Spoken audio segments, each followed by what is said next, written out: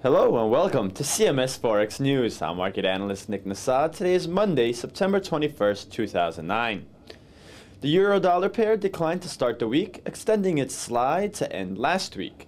The pair fell to the 1.4610 area where it found support and saw a strong move in the other direction, with most of the gains in the pair coming in late New York morning trading. If you plot Fibonacci retracement levels from last week's low to last week's high, we see the recent down move found its support at the 61.8% retracement level. The Greenback was higher against the yen overnight as well, breaking above resistance at 91.60 and breaking the pair out of a small ascending triangle pattern on the upside. The Greenback was stronger overnight as investors shied away from risk-oriented trades ahead of this week's Fed meeting and the G20 summit. Stocks were down in Asia and Europe and opened lower in the US, which added to a sense of risk aversion. But following the very weak open, New York morning saw US stocks pairing some of their losses, which was the reason the Greenback gave up some of its gains. Overnight risk aversion was evident in the US dollar-Canadian dollar pair, which rallied close to 160 pips from its open to test the 1.0850 area.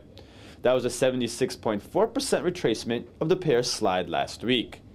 As in the other pairs we mentioned, the attempt by US stocks to cut their opening losses helped the loonie to pair some of its losses against the Greenback. The pound-dollar pair fell lower overnight to the 1.6130 area as London stocks fell for the first time in 7 days. Following a strong rally to begin September, the pound has now reversed those gains and is back to the level where it was consolidating to end August. In the UK, the pound was down overnight despite Rightmove reporting that UK home sellers raised asking prices by 0.6% in September, following a 2.2% decline in asking prices in August.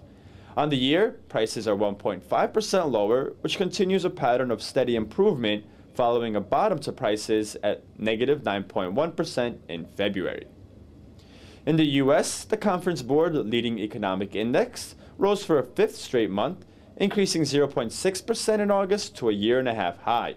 Though the increase was smaller than predicted by economists, the July figure was revised higher.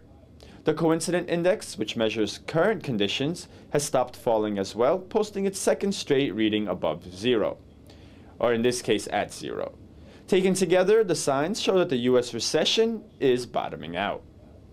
Tonight, New Zealand will post its current account, while Australia will post a measure of consumer confidence. Overnight, there are no major releases except the Swiss trade balance. Tomorrow, Canada will release its retail sales figures, while the US posts the Richmond Fed Index and data on housing prices.